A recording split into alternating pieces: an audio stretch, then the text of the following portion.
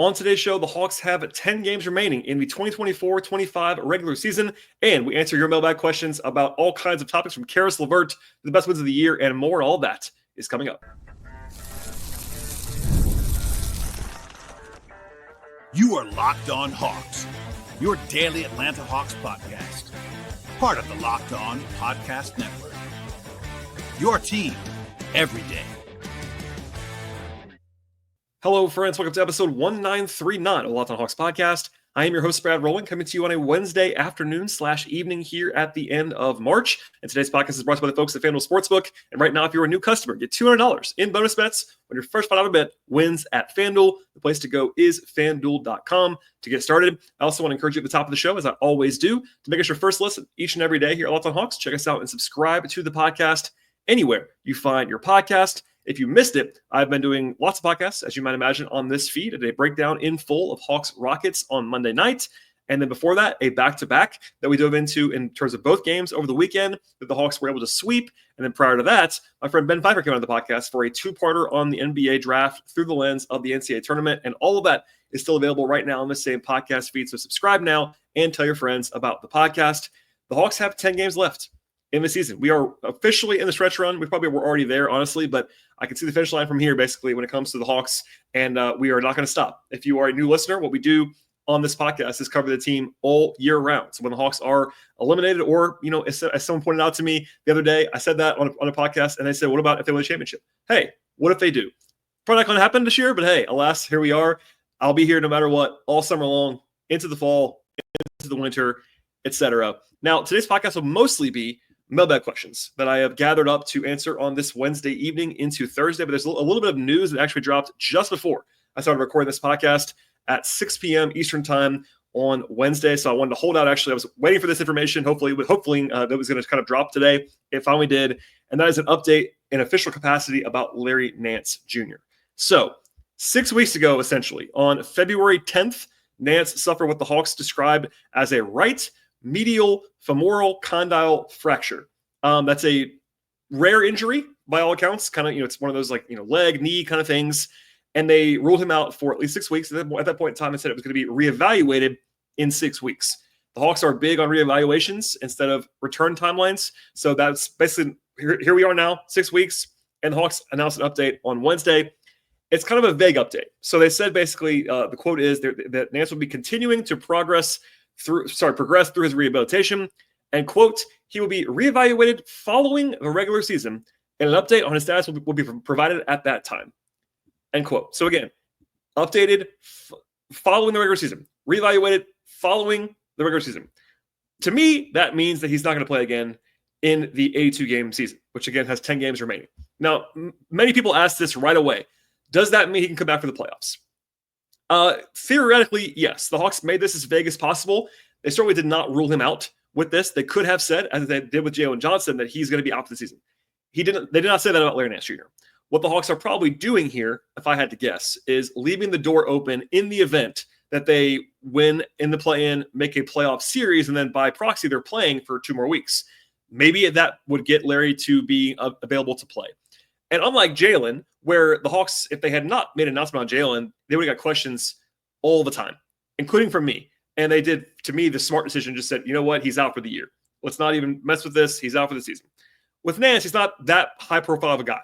Obviously, he'd be in a rotation. He's a better player than Don Barlow is right now, so he'd be useful to the team at the moment, but he's not going to be a huge storyline necessarily. So is this good news? No. But even at the time, and you can listen to this podcast that was available 6 weeks ago when this was announced, I speculated, kind of informed speculation at that point in time, that if I had to guess even then, he wasn't going to play again this year. I still feel that way right now. So if you ask me, is Larry Nance definitively out for the year? I would say no. But if you ask me to give my opinion and my projection on whether he'll play again this year, I would say no, he will not. So hopefully that makes sense. But the Hawks did not rule him out. But what they did basically do is rule him out for the regular season. And that's only 10 games left. And then after that, the play-in, and then we'll see what happens for the Hawks. So that's the only bit of news on today's show. Later on in the podcast, at the end, we'll kind of preview the Hawks-Heat matchup for Thursday evening, as the Hawks are in Miami to continue their 3-game road trip. But in the meantime, your mailbag questions for the remainder of the podcast. And the first one comes from Luke, who says, how might the Hawks re-sign Caris LeVert? Also, Nick, another listener, asked about what a LeVert extension/contract might look like for him this summer. Now, first things first, LeVert is an expiring contract. So unlike Terrence Mann, unlike George Niang, who have multi-year deals, LeVert is going to be a free agent this summer, barring an extension that I don't see necessarily coming necessarily in the meantime. The first thing beyond that is that this is a very inexact science at this stage. There's no way to definitively know what his market is going to look like. I'm not Woj. I don't have a source at every team necessarily, but I'll do my best to approximate what he might have. And I also, for this question, reached out to 6 people who either work for a team or an agency to try to gauge the value of Caris LeVert at this moment in the market. And even then, it's inexact, but I did my best to try to find some stuff here. And of course, this assumes that he stays healthy, knock on wood, and also just plays at this reasonable level the rest of the year. So LeVert's been really good with the Hawks. He wasn't great on Tuesday, but prior to that, and I think even including that, he's been really good since joining Atlanta. 17 games, 15 points a game on very solid efficiency, 1.4 stocks per game, like doing a good job as secondary ball handler. He's a very solid defender. Not a great one, but certainly a very solid one. He also was pretty good in Cleveland this year. He's improved a lot defensively from his earlier career stuff. Like I covered him at Michigan. He wasn't the greatest defender in the world there. He's got a lot better in that realm. And he shot well from 3 with Cleveland this year in a smaller role than he has in Atlanta. He was like the 5th option a lot of the time in Cleveland. In Atlanta, when he's playing, he's usually like the 3rd option, 2nd option sometimes, even 1st option sometimes. It trays on the bench offensively. But overall, people I've talked to, like he definitely made himself some money this year, provided it continues and he stays healthy. Keep that in mind. Now to the contract. He's finishing up a 2-year, $32 million deal with Cleveland. That's $16 million a year. This year, it's about 16.6 after a smaller deal in the previous season. Before that, he was on a deal that was 3 years, $52 million. So he's basically been in that like 14 to 15 to 16 to $17 million a year range for 5 years now. That is the range he has been in. Now, does that matter? It can matter. And when I say that it matters is that sometimes like agents and teams and the league will kind of anchor to what a guy has been worth in the past. There's a reason why guys do not want to sign for the minimum, because then they're called a minimum player. That might seem silly, but it actually does stick to you sometimes when that happens. Now, obviously, he's above that. That's just an example. But for an example here, I would say it's kind of a hard sell to go to LeVert and offer him way less than that range, because that's the range he's been in, and he's playing better now than he has been at times in the last 5 years. So it's like, all right, I've been making this. Now I'm playing better, and you're going to offer me less. And by the way, in a higher cap environment where the money goes less far, basically. All of that is kind of interesting. For instance, like if he made, the same amount this year as last year, he'd be making about 10% of the cap next year, and it was like 11.5 last year. That's very rough, but like it's worth, the same. For another reference, the mid-level exception, which used to be a pretty modest contract, no longer is. This year, it's going to be $14+ million per season in year 1 for the mid-level. That's like what LeVert's making right now, basically. It's like anything below that, it's probably going to be a no-go, if I had to guess right now, given the anchoring, given what he's actually worth, the way he's playing. It seems like a lot of money, but everyone has to adjust their expectations about what money actually does. I said this a lot last year about Jalen Johnson's contract. When people, by the way, this actually happened. People were actually worried about Jalen's contract, which I was yelling about being a great deal then, and even looks better now. But in short, $30 million ain't what it used to be. $30 million is now a normal deal for like a starter. It's not like superstar money the way it used to be. Now that's $60 million, basically. That's a rough number, but you know what I mean. Anyway, there's probably a lot of desire, and there always is. I've already seen this on Twitter and Blue Sky, et cetera, in the last few weeks about Dyson Daniels too, and his extension, and Caris and whatever else, to get a player on your favorite team to sign for cheaper than you want them to sign for. I get that, because obviously if you're a fan, you want guys to be on good values to improve the rest of the team. I understand that. But if you throw in the inflation of the NBA and what Caris LeVert makes, it's going to be more than you think it's going to be, is my advice, I would guess. So long story short, I picked one of the LeVert questions to answer here, but it's been happening a lot recently because he's been playing well and because he is going to be a free agent at the end of the season. But I've seen some numbers that are like incredibly team friendly that people were hoping that he might sign for. And that's probably not going to be that low. Like, for instance, I saw somebody say 4 for 32 the other day. Like, I can't imagine him taking that contract. I just can't. Maybe I'm wrong. Maybe these people that I'm talking to in the league are wrong, but no one believes that's going to be a reasonable contract, again, if he is healthy at the end of the season. But as I mentioned before, I asked the 6 people around the league what they thought. I'll give you the examples of what they said here. Hawks fans are not going to love this, but none of the 6, 0 out of 6. And by the way, I'm the 7th basically, and I would say I agree with this. No one had him below 14 million a year. No one, which is the mid-level basically. No one had him below that. Now, could he get less than that? Sure, he could, but no one's projecting that I talked to. Somebody said 20 million a year at least, and then projected 3 for 60. That's a lot of money. 3 of the 6 people said the full mid-level, which is like, if it's a 4-year deal, it's like 4 for 64-ish. If it's a 3-year deal, 3 for 45-ish. Like, that's not a crazy amount of money, but it's a real investment in Caris LeVert. By the way, a example of what that actually looks like right now, that's going to maybe hit close to home. The mid-level contract for the next 3 years is almost exactly what Terrence Mann's going to be making. Terrence Mann's at $15.5 million a year the next 3 years. I think pretty clearly LeVert's better than Terrence Mann. Now, Terrence Mann's deal is already signed. They traded for it, but just as an anchor, if you're LeVert's agent, you go to the Hawks and say, this guy's making $15.5 million on the same team, and I'm better than him. And they'll be right about that. So anyway, something said there. Another person said 3 for 54. That's $18 million a year. Another said 2 for 40 or 3 for 51. So either a shorter term deal for 20 million a year or less, or a longer term for a little bit less. So that's kind of the range that I heard, basically 14 to 20 million. That's a pretty big range, but that tells you that's a chunk of money that you're going to have to spend to keep Caris LeVert, probably. And that's not gospel. I try to cast a wide net between agents and team personnel, etc. But the mid-level is going to be probably out there for him. One more thing on this. I made this point to someone that I actually talked to. There might not be a team out there that has more than the mid-level to give Caris, so maybe the Hawks will have some negotiating power because the Hawks have his bird rights, which means they can pay LeVert whatever they want to and exceed the cap to do it. Whereas other teams either have to have cap space or they have to have an exception to offer Caris LeVert.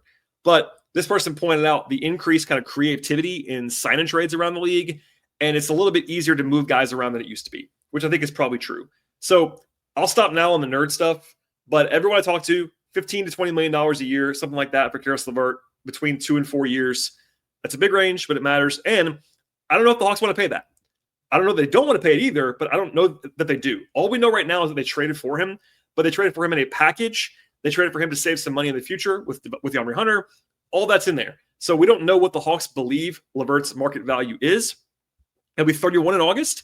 A 4-year deal for a 31-year-old is kind of scary if you're a guy who needs some burst on the wing, as he probably does. So I'll have a deep dive into this at some point later on going into the summer. But the Hawks have like $40 million or so under the tax line to work with. But that has to include LeVert and Nance if they want to bring him back, or Capella if they want to bring him back, or Garrison Matthews, or the first-round pick holds, which do cost money under the cap. So hopefully that answers the question. But my big takeaway from talking to people around the league is that some of the dream super bargain scenarios that I've been asked about probably are not super likely. I would say somewhere in the 3 or 4 year range, 14 to 17, 18, $20 million is going to be what it costs. And we'll see if the Hawks want to pay that. And we'll find out as soon as, late June into July, if that is the case. All right. More to come on the podcast, including questions about the best wins of the season, as well as the Kings pick, the Lakers pick, and much more. All that's coming up in just one moment. This show is brought to you by FanDuel Sportsbook, and March Madness is here, and they're giving you at FanDuel the chance to get on the action like never before. FanDuel is America's #1 sportsbook, and right now, if you're a new customer, get $200 in bonus bets when your first $5 bet wins at FanDuel. That's $200 extra dollars to use on everything, buzzer beaters to Cinderella stories, and you can even bet on which team will cut on the nets at the end.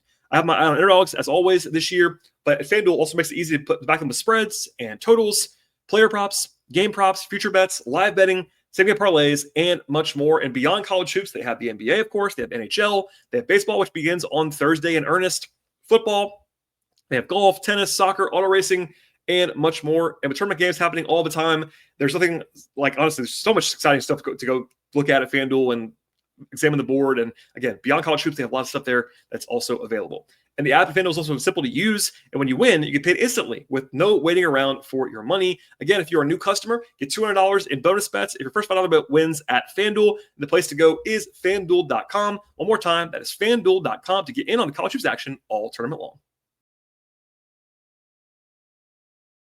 All right, question from Joel, who says, thanks for the breakdown of the worst losses this season. How about doing the best wins on the next pod?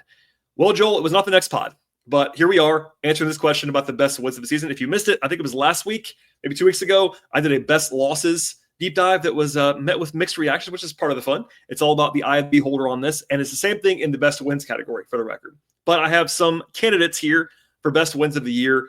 One, and I'm going to go in calendar order. So the first one I will point out is November 12th against Boston in Boston. That was an NBA Cup game without Trae Young, and the Hawks were 16-point underdogs in that game.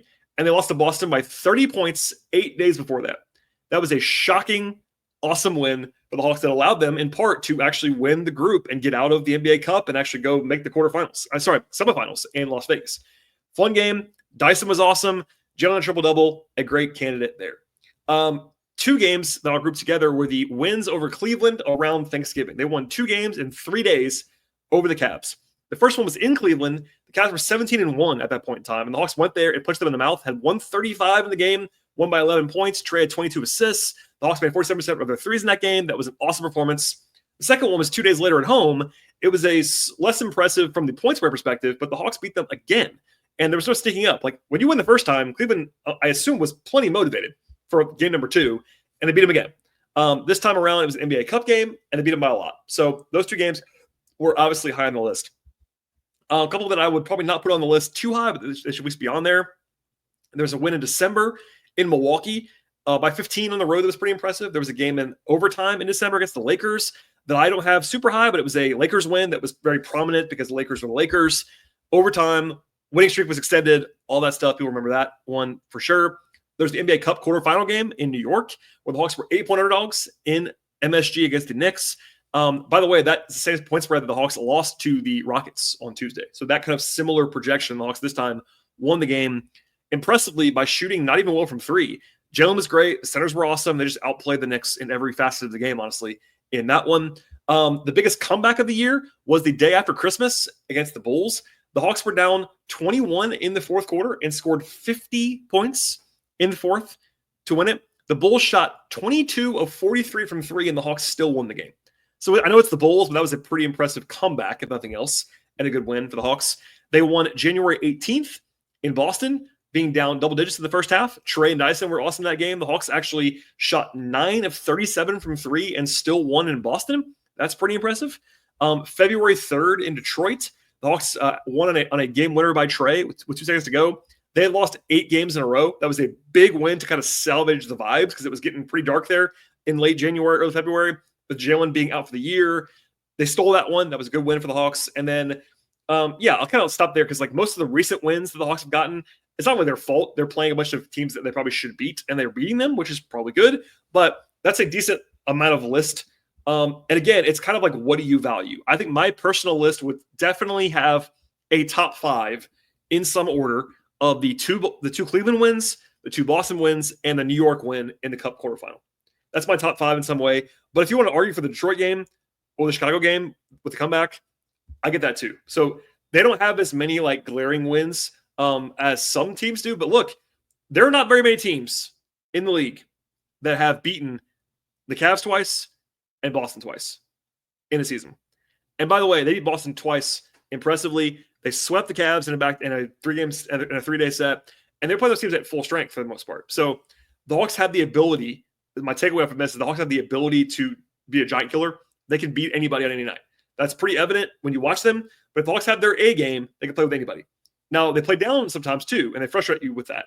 But just a kind of a look back briefly there. And I think the top 5, again, in some order, the 2 Boston wins, 2 Cleveland wins, and that win in MSG in the NBA Cup quarterfinals.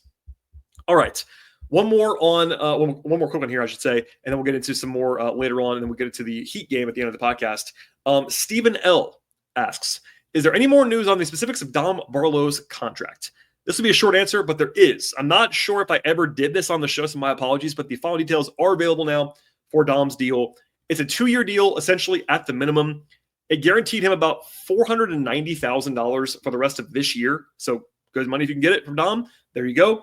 In addition to the money he already made on the 2-way. So Dom is probably going to be close to $1 million this year. Great stuff.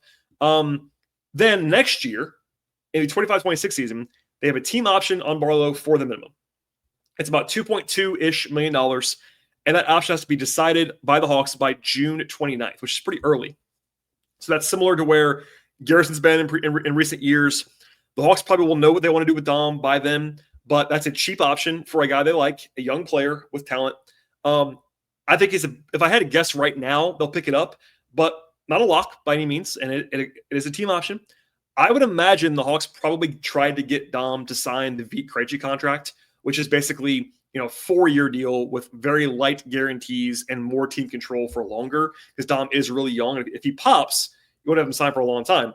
But as I stressed a lot back then, 6 weeks ago, whatever that was, it's a two-way negotiation. If you're Don Barlow's agent, you may not want to give the Hawks 4 years.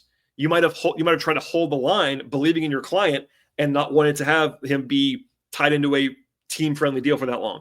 So they met in the middle, it seems like, if I had to guess, and had that 1 extra year for the Hawks, team option, friendly to them. Dom gets a little bit of money now, hopefully some money next year for him as well. I think still, he's 21 years old. I think he'll be a solid player in the league moving forward. TBD on what the role is going to be for next year, but they got a cheap year of team control next year if they want to keep him, and all eyes on June 29th for Don Barlow and that team option, and they have 3 months to now decide on that. All right, more to come in a second when it comes to the Lakers and Kings draft picks and rooting interest there, plus a look at Hawks Heat in just one moment.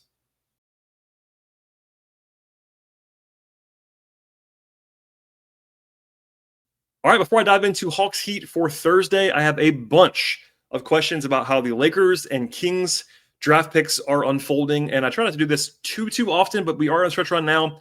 Again, 10 games left. The season ends on Palm Sunday, which is like 2.5 weeks away. So we're getting really close to the end of the road here, basically, on how this pick's going to be conveyed and all that stuff.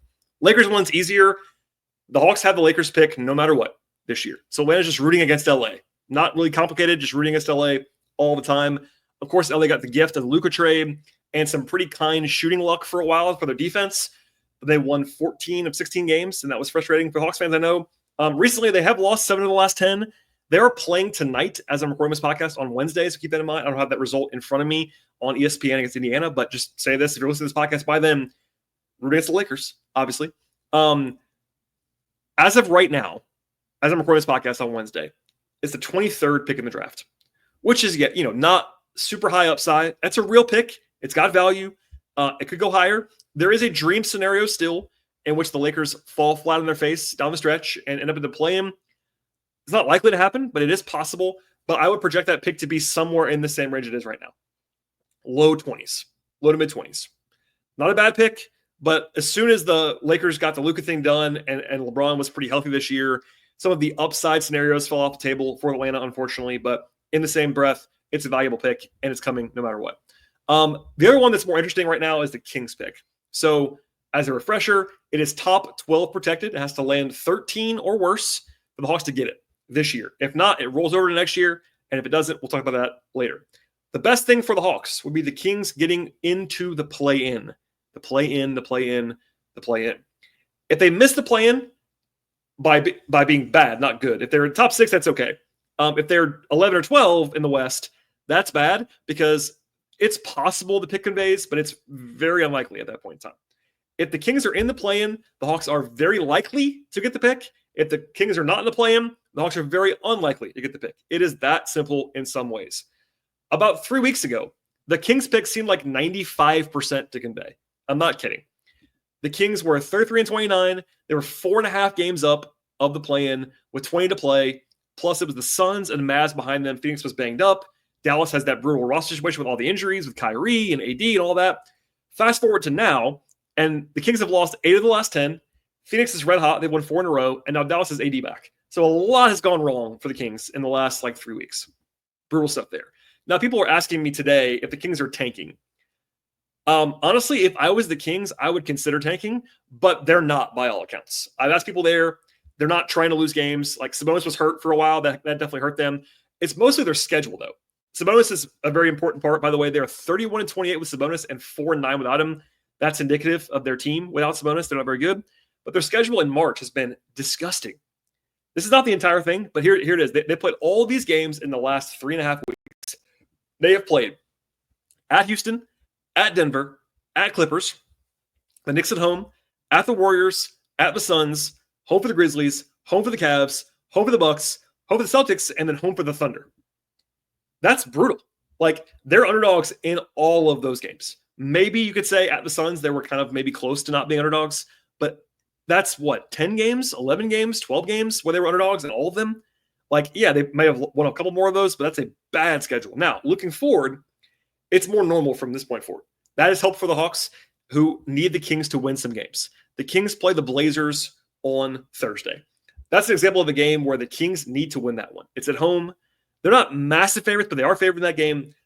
One to root for if you're the Hawks and a Hawks fan late night on Thursday. On the bright side, the systems that I look at, like EPM and ESPN, PPI, etc., project the Kings to still be likely to make the play-in, but likely is less than it was a few weeks ago. So yeah, there's some legitimate stuff to root for. And for me, just getting the play-in. Even if the Kings are the 10 seed in the West, it becomes a 90+% chance to get the pick. It's not guaranteed unless they make the playoffs, the top 8. But if they even make it in the play-in at all, it becomes 90+% to get the pick if you're the Hawks. And that's a good outcome. So that's the rooting interest from now until the end of the season. Obviously, Hawks stuff comes first to some degree, but you're rooting against the Lakers, and honestly, you're rooting for the Kings now. Like, full on. Like, all year long, it's like, all right, we want the Kings to be kind of 500-ish. From this point forward, if I'm a Hawks fan, go Kings the rest of the way. All right, last thing is the Hawks are going to Miami for the 4th and final game of the season series against the Heat on Thursday. The Hawks are 2-1 against Miami this year, which is actually a pleasant surprise. They've kind of struggled against Miami for a while now, but all 3 times this year, the home team has won. This one is in Miami, so advantage Heat on that front to some degree. Now, they've defended pretty well in the 2 wins, have the Hawks. But in the loss, they got absolutely torched. Like, torched. In fact, it was about a month ago in late February, that was their worst defensive efficiency game of the year. The Hawks had a 139 defensive rating in that game. They got destroyed in that one.